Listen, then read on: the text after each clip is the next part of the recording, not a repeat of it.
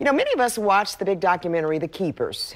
Yeah, this is a TV show. It was on Netflix, and The Keepers, they talked about the abuse at Archbishop Keough High School back in the 70s, and today some of them went to Annapolis trying to get the Statute of Limitations law kind of changed. WMAR 2 News' Don Harrison talked with one of the main players in The Keepers documentary.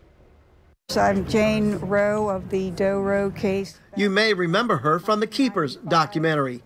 In '95, she sued the church and a priest for child abuse. The case was dismissed because of the statute of limitations. Her real name is Teresa Lancaster. She says her abuse took place at Archbishop Keough High School by Father Joseph Maskell.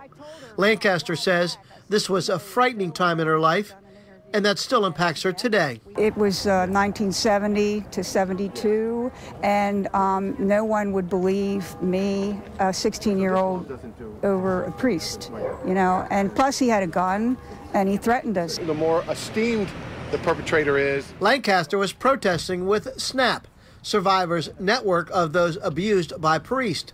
They held up pictures of victims at the age when the alleged sexual abuse took place. Lancaster says sexual abuse in the church is not just old news.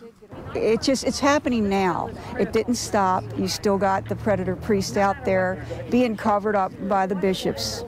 About 45 states and D.C. have enacted laws specifically addressing recovering damages from this type of abuse.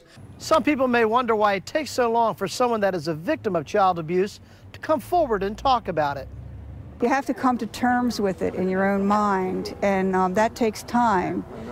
And the average person, it's 20 years or more. It takes years and years for victims to be able to identify their experience. So the law really limits the opportunity for a victim to get their just. They say pray for those survivors. Enough prayer. We want action.